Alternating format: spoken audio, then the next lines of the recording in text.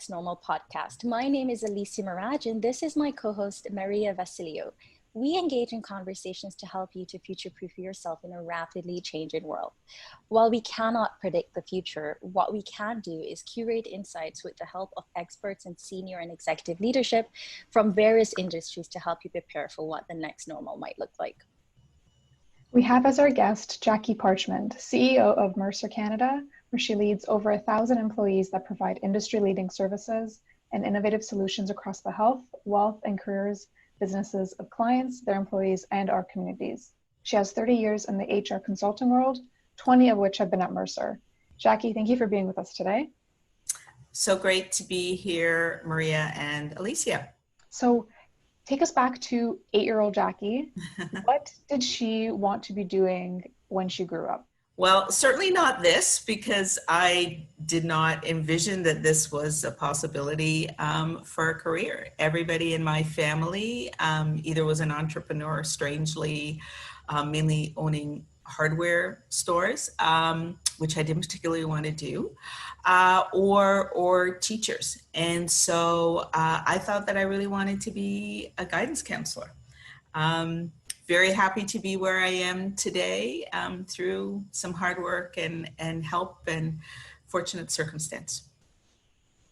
Amazing, and I think that's really important. I know that's one of the reasons why we started this podcast. Is that if you had asked me at 8 years old what I wanted to be, I would have wanted to be a teacher or a lawyer, because that's all that was around me. And what we really wanted to do with this podcast is close that information gap, where someone can kind of see what is happening in the world and have access to that information. So thank you for giving us the opportunity to prick your brain. And allow our audience to dream bigger and find out where they might be in several years. So I did want to ask Jaqui, having watched your parents not get jobs in the professional fields that they were skilled in when they moved to Canada initially, I know that working with newcomers is a passion project of yours. We know that in Canada, immigration is one of the cornerstones of the Canadian fabric, and we know that it's of critical importance to C-suite executives in major organizations. Can you walk us through what are some of the challenges that have to be considered? It could be around visa regulations or barriers to newcomers needing Canadian experience. Set the stage for us, please. Where do I start? There's so much, right? We think of ourselves as a country that welcomes immigrants. We love immigrants. We don't seem to love immigrants in the fields that they've been trained in, right? So, one really common way for Canadians to get their jobs, professional jobs, is through networking. So let's start there, right? If you're an immigrant and you don't have the right networks, that's an issue for sure. I think there's this dichotomy where employers will want Canadian experience and maybe not recognize the validity or understand the validity of experience that some immigrants will have in the countries of their birth. But at the same time, if the person, if the newcomer is more senior in their career, there will be a fear that they'll think that an entry-level job is not good enough for them, right? And that they might move on. So there's this kind of, hey, you don't have the experience we need, or we don't understand that you don't have the experience that we need. We're not going to let you start at the entry level because we know that's just not going to be appropriate. So that's a second thing. And then the third thing, I think, is just understanding as a newcomer what the norm is in terms of looking for a job here in Canada. There's a big disconnect there. So, for example, as you know, I'm from the Caribbean. There is a perception that people from the Caribbean, and it's true, very warm, friendly, know lots of people. When people from the Caribbean come to Canada, sometimes there's a disconnect that they don't understand that actually it is okay if you know somebody to ask for an intro to somebody else, to do that kind of networking. For some cultures, it's almost perceived as using The people that you've just met, the people that you've made friends with. You don't want them to think that you're only making friends with them because you want a job. Whereas in Canada, it's kind of a normal thing that you pass around people's resumes and create those introductions. So there's a gap in understanding there that that I think we need to close. So there's so many ways that we could improve, and so many ways that we could get better and attack the issues. The main thing is just to get going and understand and move forward. Amazing. So I heard networking, job hunting, and the dichotomy of you need the experience, but you're too qualified. Absolutely. It's interesting that you point out the networking aspect. I have a friend who, her parents were doctors in Iran, and when they came to Canada, they were unable to get jobs. They were told to go back to school, and they needed to get new training, which is unfortunate because they've already gone through several years of schooling back at home, but it's not equivalent apparently to what we do here, it's unfortunate. There has been a business case that has been repeatedly made that shows, though, that diversity and inclusion is critical for a successful business, for it to run, for it to prosper. Recently, with the murder of George Floyd and the recent anti-racism protests, have meant that the conversation about systemic racism, and particularly anti-Black racism, are being held in boardrooms. Can you share with us why you and other leaders have founded the Black Opportunity Fund and why the fund is critical to move the needle forward? There is currently in Canada no reliable multi-year strategic source of funding for all the great grassroots organizations that are trying to move the needle forward to combat anti-Black racism. And, I come at this from a couple of perspectives. I come at this from the perspective as a CEO, where I naturally want to have a pipeline of the best possible talent. And that means the best possible talent of every color. And so having impediments in the system that prevents certain groups or restrict certain groups from their full potential, obviously an issue. I'm also a Black woman, and I see what's happening in our community, and it's deeply painful. And this is the same experience that the other leaders and my co-founders of the Black Opportunity Fund have had as well. So having a pool of capital that can be deployed by Black people who understand the community, who have consulted with the community, who are from the community, who listen to the community, that can be deployed on behalf of that community to solve very complex problems that have been built up over generations. For us, that's absolutely essential. So it's, to borrow a marketing campaign from several years ago, for us, by us, right? That's what this fund is. And we think that having the fund operated, controlled, disbursements made by Black people who understand and have listened to the community is absolutely essential. We don't want our grassroots organizations to have to always go directly to the government or to other sources to beg for funds year by year. We want this to be multi-year sustainable funding. And if someone wanted to get involved, what would be the way that they would do that? Email www.blackopportunityfund.ca and indicate how you'd like to get involved, and we'd love to hear from you. Amazing. And I know that you're not only have you founded and are a leader in this Black Opportunity Fund movement, but you're also on the board for the BlackNorth Initiative. Would you be able to give us a little bit of background on that as well? Yeah, absolutely. That also a really powerful initiative, taking a look at the top of the house and the flows to the top of the house within organizations. So the reality is I would love to see more CEOs that look like me, that have my experience. They're very, very few.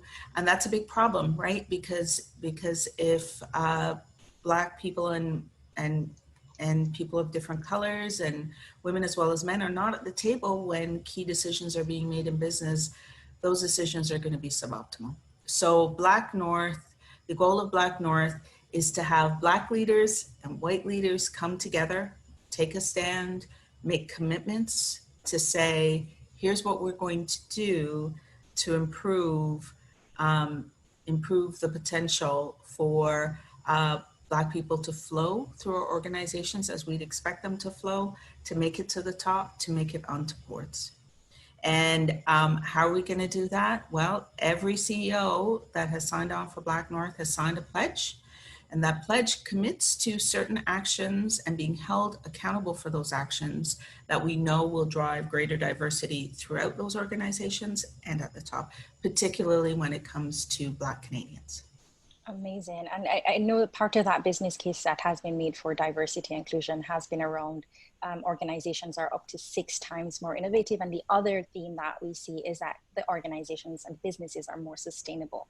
On that note, the Mercer Global Talent Trends 2020 report cautioned that we have to ask ourselves some really tough questions. Notably, are our work models sustainable and will they attract future generations? Are the existing practices agile enough to withstand unpredictable events like COVID-19? And how do we ensure that the employee value proposition meets rising health, wealth, and career concerns?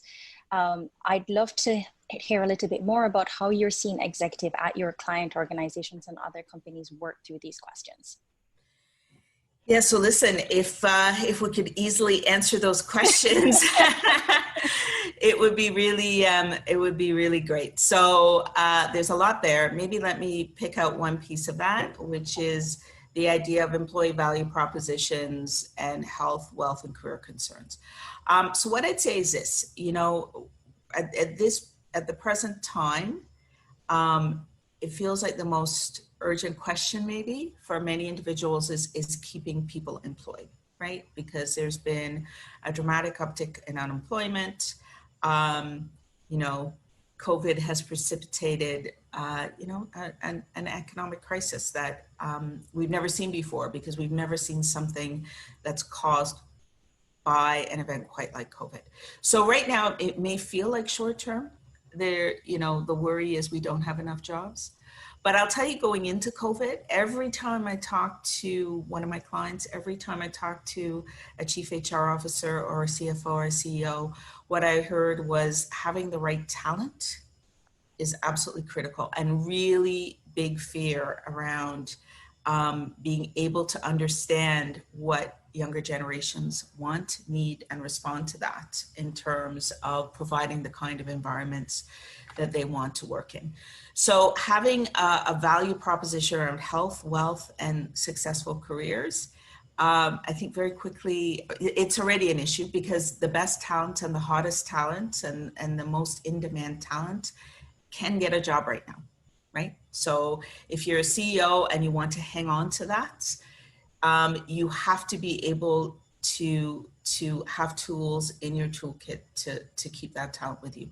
And we know from research and we know from survey work that, for example, health and having solutions that are unique and are digital and will make a real impact in terms of the lives of the employees that or colleagues that work for an employer, that makes a difference. That will move the needle in terms of making people stick around.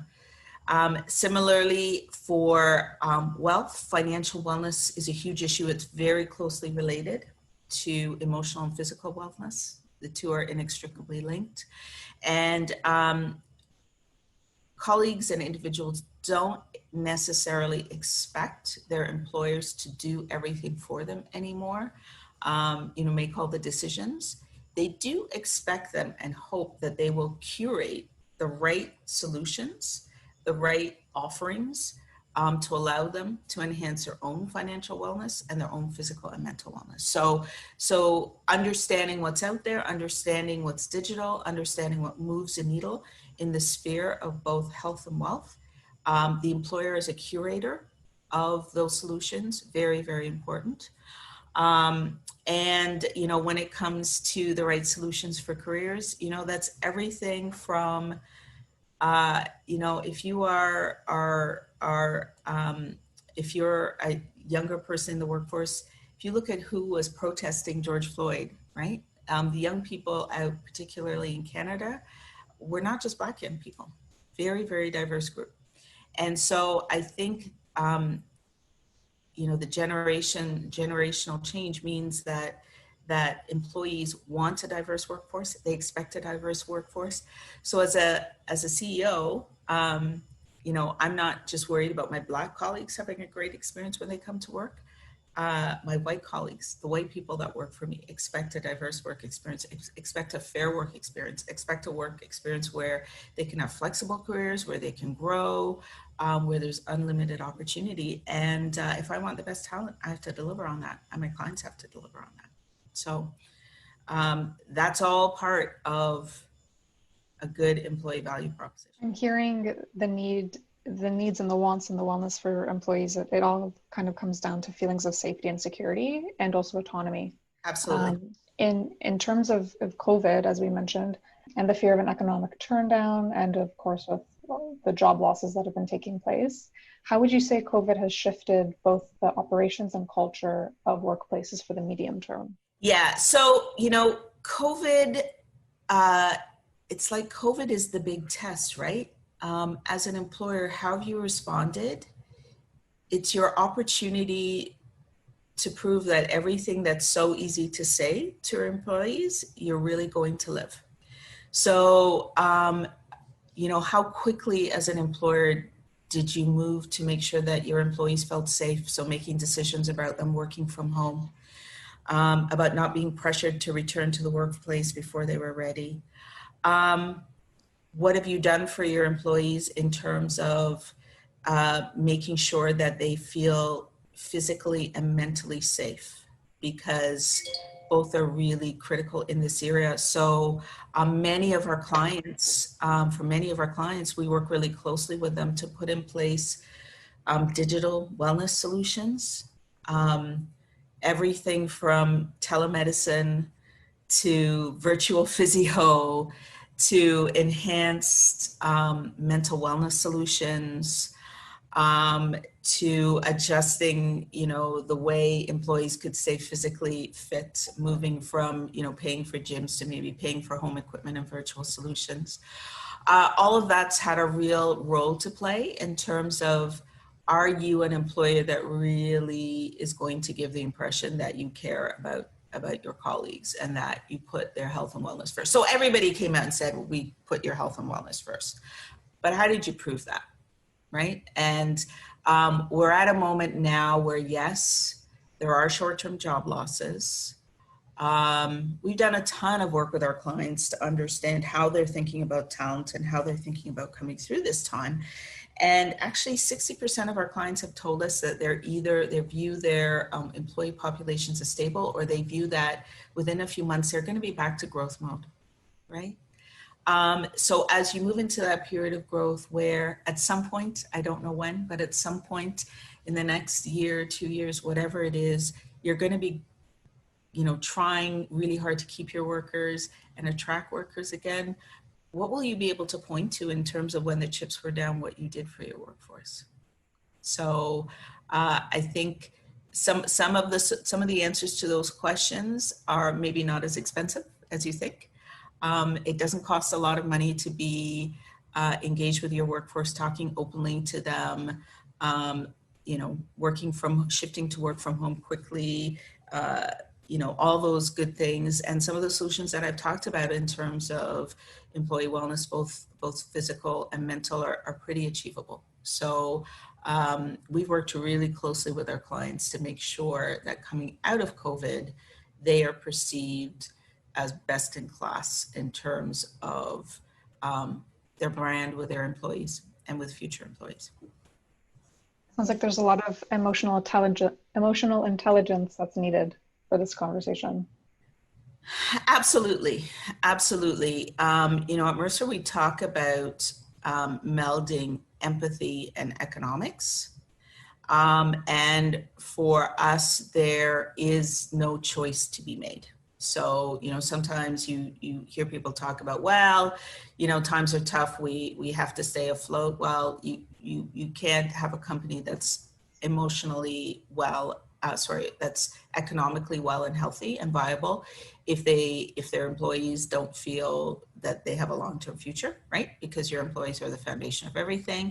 At the same time, you know, corporations are in it to make money. That's just a reality. And so for us to do what we need to do for our colleagues and our employees, the corporation has to be economically well. So the two are inextricably linked.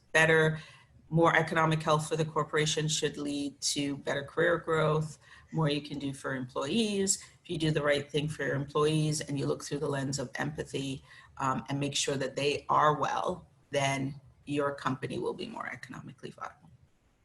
Amazing. I know that a year or 2 years ago, about 200 CEOs around the world came together for the Business Roundtable and had that conversation about, you know, it's profit, but it's also purpose. And it sounds like now with COVID, this is the testing ground to whether your words meet your actions, and it will bear fruit for you post-COVID, where people will remember what you do. Drilling down a little bit into that topic of working from home that we've been talking about thus far, we know that remote work has accelerated by possibly a decade, and that we know that a lot of businesses are making those investments into remote technology. But because of the onset of COVID being so sudden, a lot of that transition has been makeshift and unplanned. I read the Transition Forward Reinvent for Success white paper that you wrote that Mercer had put together. I'd love to know, what are some of the guardrails that are needed to make sure that this remote/hybrid work actually works, and that we don't end up with those like very high increased feelings of disengagement and loneliness that led IBM in 2017 to scale back their work from home policies? Yeah. So listen, this is a grand experiment, right?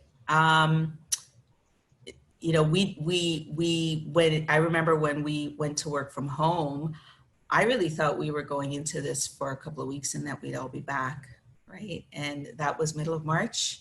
And here we are at the end of August. And, 7% of my employees say they want to go back into the office before there is a vaccine, and I'm going to respect that. So we're being very cautious and judicious about opening our offices up.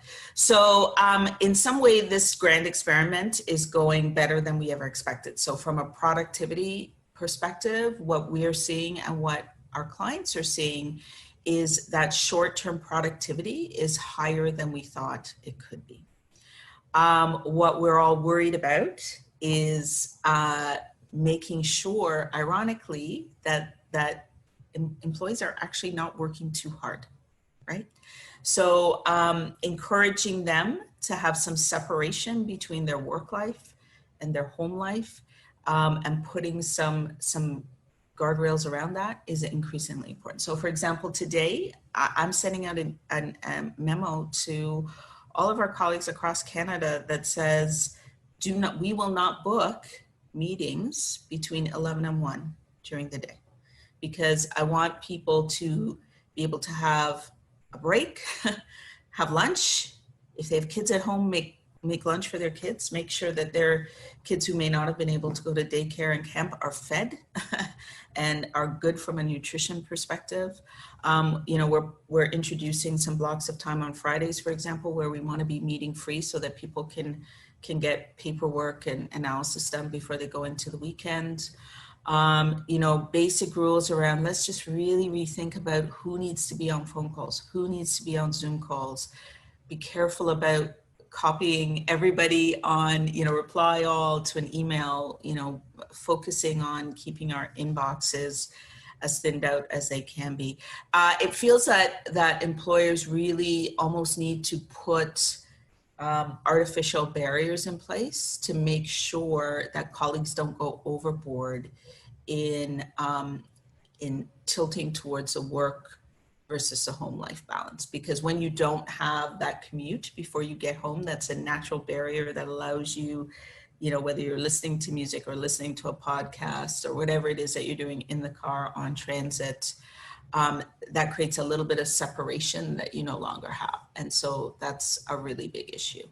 And then really thinking through, you know, there's some advantages to the situation we're in now. So for example, when we have client meetings and client pitches, we're taking advantage of the opportunity to bring, you know, up and coming colleagues in a way we've never been able to do before, because maybe it wasn't practical to bring them on a plane or for the 2-hour drive to a client meeting. So there's some great opportunities there, but also being really cognizant of making sure that people feel included.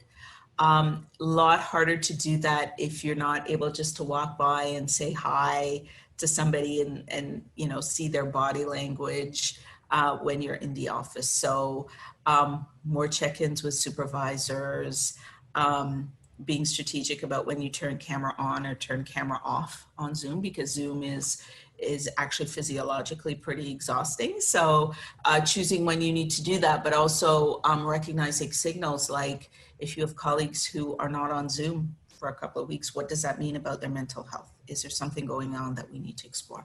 So, you know, we're doing this ourselves. We're working with our clients on everything that I just spoke about.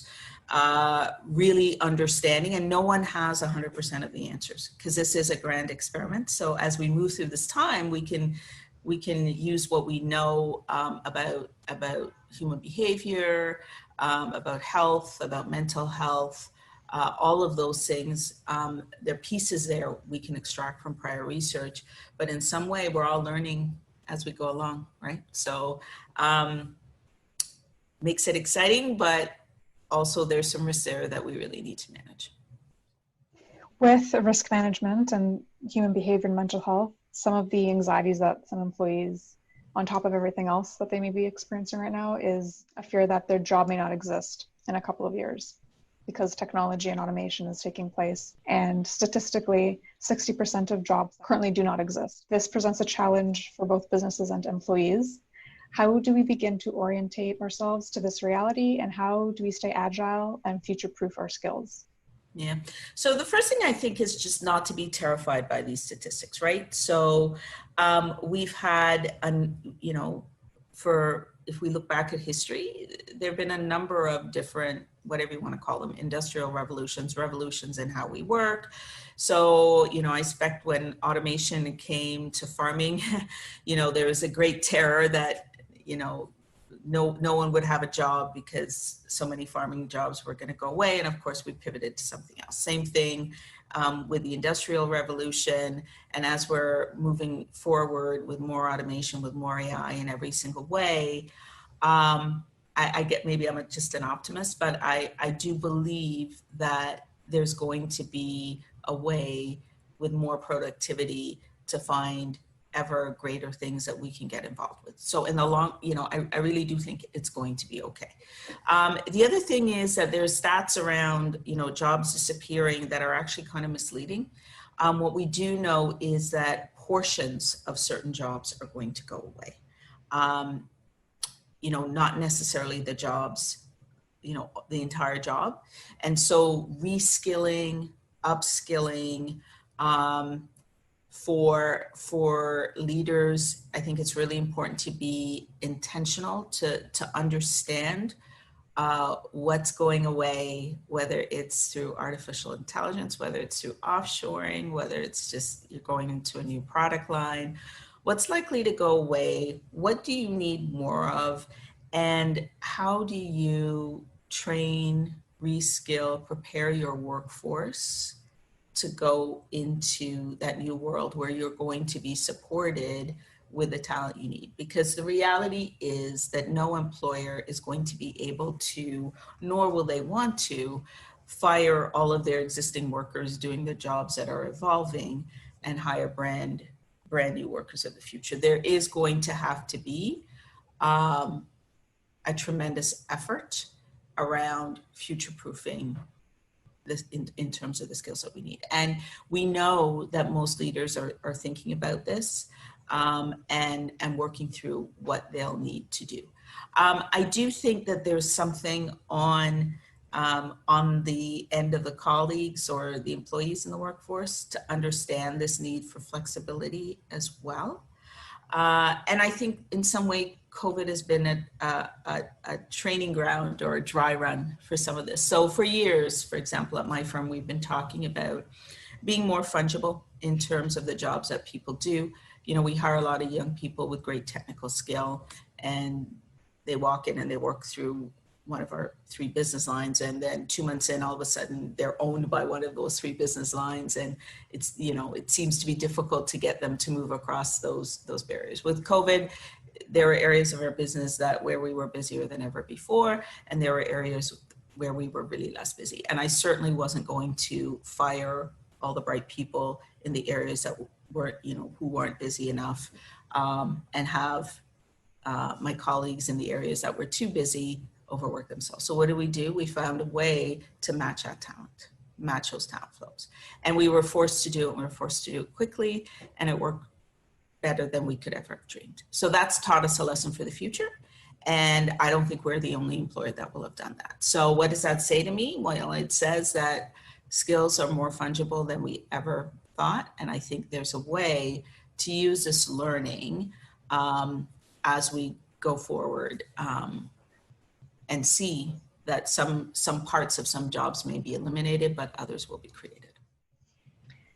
So in the Global Talent Trends 2020, Mercer identified rising consumer expectations, industry consolidation, and technology transformations as 3 of the trends impacting talent and human resources. If we could fast forward 5 to 10 years into the future with the impact of AI, the Internet of Things, and multi-generational workplace and other trends, where do you think human resources will be, and what are some of the skills that people will need for the next normal?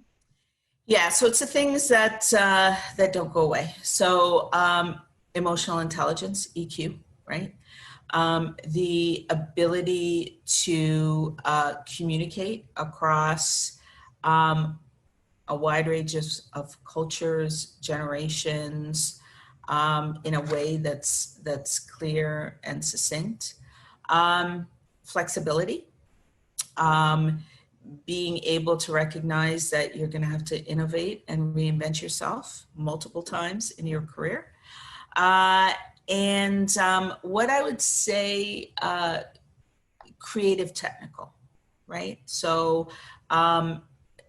you know, not just technical as in we have the expertise to do a certain program or do a certain set of calculations a certain way, but being able to be creative and use that knowledge to reinvent how you do things so that it's ever more efficient, so it's ever more interesting and good to do that job. I think all of those things are going to be incredibly important.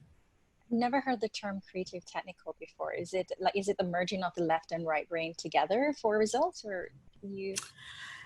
You know, it's a term that I use, so it's not actually a technical term. It's not a thing, right? Yeah, you know, it is recognizing that you're not.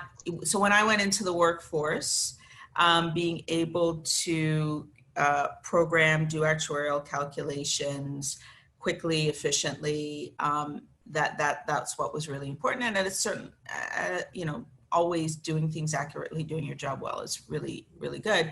But a lot of the skills that were important when I came into the workforce either are done by people offshore or have been automated away. So just being technical isn't enough. Being creative and being technical. So being able to reinvent what you do, look at the big picture, move things forward, I think that's what's going to be important. So entering the workforce with a really good technical skill that's static, I don't think that's going to be enough anymore. Amazing. So we've talked about a number of things. Just wanted to get a sense from you. What are you most excited about? So listen, a lot, right? We're living through a difficult time, and I don't want to underestimate that. But I do think that if we weren't living through COVID, maybe the conversation that we're having now around diversity and inclusion and facing up to anti-Black racism may not have happened, really. Because if we weren't all at home feeling a little bit raw and on edge, would we have reacted in the same way as we've seen the events, the horrific events over the past few months unfold?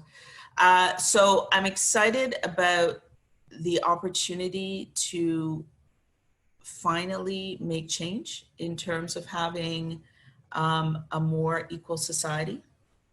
And I'm excited about the opportunity to finally really truly move forward with a more diverse workforce.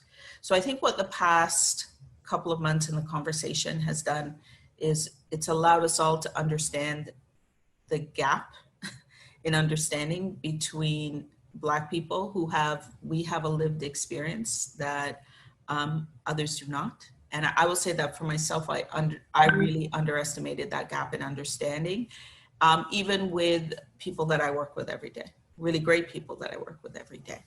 I think closing that gap in understanding gives us an opportunity to move forward in a much more viable way towards having, a better Canada, a better Canadian workforce.